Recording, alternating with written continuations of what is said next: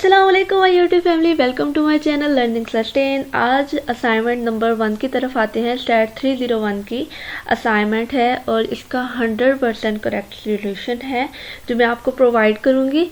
तो आपने वीडियो को लास्ट तक देखना है ताकि मैं आपको ये भी बताऊंगी कि आप इसमें चेंजिंग कैसे कर सकते हैं ताकि आप कॉपीराइट के इशू से बच सकें। तो आपने वीडियो को बिल्कुल भी स्किप नहीं करना। तो चलें, अगर आप मेरे चैनल पर नए हैं तो प्लीज़ मेरे चैनल को सब्सक्राइब करें। तो चलें हम सॉल्यूशन फाइल की तरफ आते हैं। तो ये असाइनमेंट है स्टैट 301 की जिसके टोटल नंबर हैं 20। तो इसकी जो डेट है लास्ट वो 15 है। ठीक है, आपने असाइनमेंट के इंस्ट्रक्शन को मस्ट रीड करना है ताकि आपका क्या बोलते हैं असाइनमेंट में किसी भी तरह की कमी पेशी ना हो और आपको फुल मार्क्स मिले। तो ये जो है इसमें उसने ये बोला हुआ है कि आपने मैथ टाइप सॉफ्टवेयर यूज़ कर सकते हैं नोटेशन को यूज़ करने के लिए। और क्या बोलते हैं कि आप जो है ईमेल के थ्रू आपकी जो असाइनमेंट है वो एक्सेप्टेड नहीं होगी, MS वर्ड की फाइल में होनी चाहिए और आपकी असाइनमेंट कॉपीड नहीं होनी चाहिए। ठीक है, मैं आपको बताऊंगी कि आपने कैसे चेंजिंग करनी है ताकि सब स्टूडेंट की जो है वो डिफरेंट असाइनमेंट हो। आपने इंग्लिश में मतलब लिखने है, उर्दू मीडियम में नहीं, तो आपने उर्दू और रोमन लैंग्वेज से अवॉइड करना है। ठीक है, और अपने वर्ड्स में आपने असाइनमेंट को एक्सप्लेन करना है। ठीक है, तो क्वेश्चन नंबर 1 की तरफ आते हैं। क्वेश्चन नंबर 1 है, हमें गिवन है कि let x and y are two independent. हमारे पास ये ज्वाइंट प्रोबेबिलिटी है, प्रोबेबिलिटी डेंसिटी फंक्शन है। तो ये जैसे कि हमें उसने दिए हुए हैं। शो हमने करना है PDF ऑफ x, हमने इसको शो करना है। ठीक है, और आल्सो कैलकुलेट EX वैल्यू, तो हमने EX की वैल्यू भी फाइंड करनी है। तो चले हम क्वेश्चन नंबर 1 के सोल्यूशन की तरफ चलते हैं। जैसे कि ये हमारे पास फंक्शन था, ठीक है, हमने इसके थ्रू इसको सॉल्व करना था। अब मैं आपको बताती हूँ कि ये कैसे सॉल्व हुआ है ताकि आपके सारे कॉन्सेप्ट क्लियर हो जाएं। फाइनल टर्म में भी आपको इसके रिलेटेड कोई क्वेश्चन आए तो आप उसको सॉल्व कर सकें। जैसे हमने GX फाइंड करना था तो इसका फॉर्मूला ये है। ठीक है, F into x y dy, और जो लिमिट थी हमने इससे रिलेटेड फाइंड करनी थी तो हमने ये लिख ली। ठीक है, अब हमने जो था हमारे पास जो क्वेश्चन था मैं आपको दिखाती हूँ।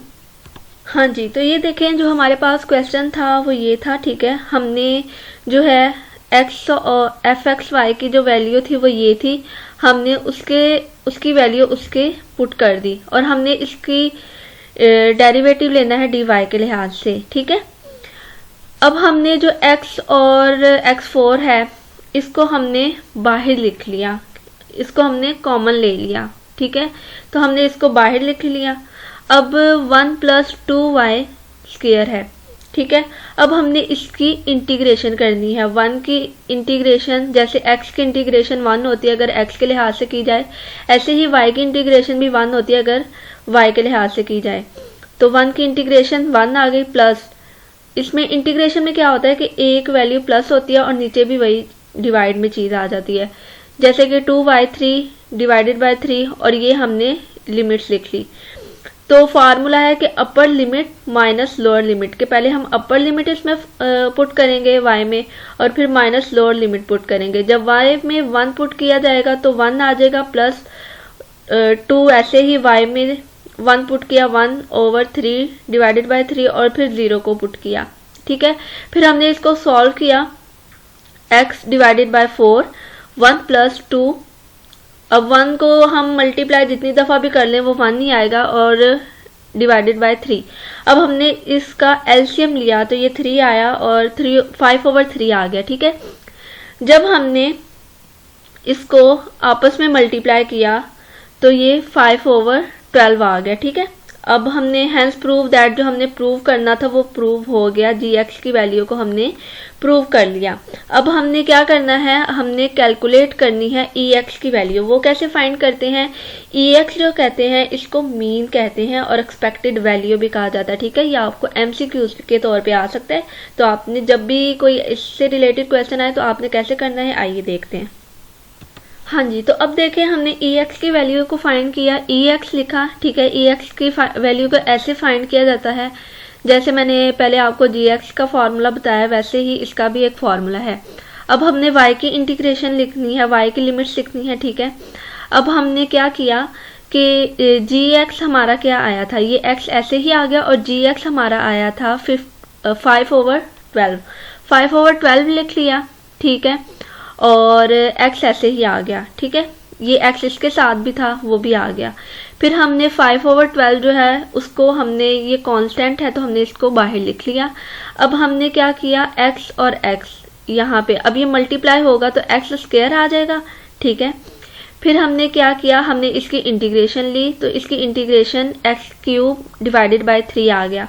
तो इंटीग्रेशन को जैसे हमने पिछले क्वेश्चन में सॉल्व किया कि अपर लिमिट को पहले पुट किया, फिर माइनस लोअर लिमिट को पुट किया, तो हमारे पास ये आ गया आंसर 40 डिवाइडेड बाय 30। आप कैलकुलेट भी कर सकते हैं, 100% करेक्ट आंसर है। मैंने खुद कैलकुलेशन इसकी करके देखी है।